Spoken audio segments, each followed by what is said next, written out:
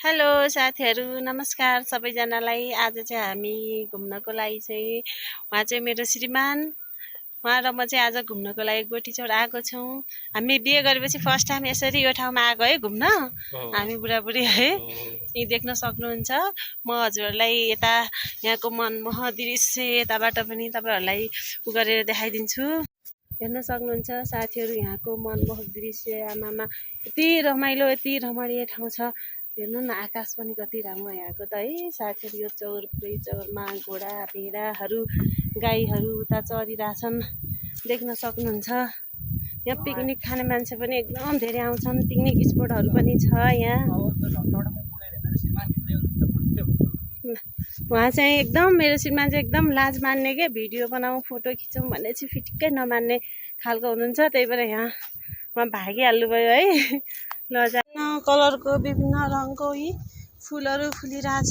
यहाँ चक्कमक्क ढकमक्क भएर फुलहरू पनि देख्न सक्नुहुन्छ। साथीहरू देख्न सक्नुहुन्छ यहाँको जुम्लाको चाहिँ भेडा फार्म हो है, अनुसन्धान केन्द्र। अब यहाँ गोटीचौरमा चाहिँ हाम्रो पनि जग्गा छ अरे, उहाँले भन्नुभएको है। कता देखाउँ हो, त्यो गाईहरू चरिराखेको पाखोहरू छ, त्यो चाहिँ हाम्रो पनि जग्गा हो है साथीहरू। 2000 वर्ग मिटर छ अरे उहाँले भन्नुभएको। साथी हामी चाहिँ दुईजना मात्रै एक्लै भयौँ क्या। यहाँ साथीहरू चाहिँ अरू साइडमा जानुभएको रहेछ, अरू मान्छेहरू घुम्न आएको मान्छेहरू। हामी दुईजनाको खासै फोटो भिडियो बनाइदिने मान्छे पनि भएन, आफै जे जति सेल्फीबाट भिडियो फोटो लग्यौँ है। हजुरहरूलाई चाहिँ म यहाँ खोला पनि देखाउँछु है। एउटा यहाँ खोला पनि छ, पानी सानी खाने, यसो फोटोसोटो खिच्ने। खोलामा गइसक्नु भएको छ। हामीले चाहिँ चिसो ल्याएको थियौँ है, खोलाभित्र डुबाएर राखेको छौँ। फ्रिजको काम पनि गरिरहेछ है यो खोलाले साथीहरू। त्यो चाहिँ हाम्रो स्कुटी है। फ्रिज हेर्न सक्नुहुन्छ साथीहरू, हामीले ल्याएको देखाइदिनु त खै दिउ हजुरले। ल यसरी हामीले फ्रिजमा राखेर चाहिँ अब खान्छौँ। फ्रिजबाट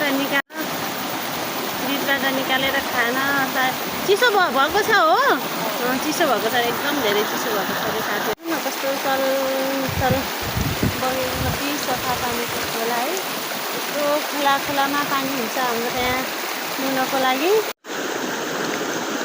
ल साथीहरू, पानीमा खुट्टा डुबुल्कीमा हामीहरू चाहिँ अब खान सुरु गऱ्यौँ साथीहरू। यो फ्रिजबाट निस्किसक्यो हाम्रो डिउमा चाहिँ माछा खाइराख्नु भएको छ है।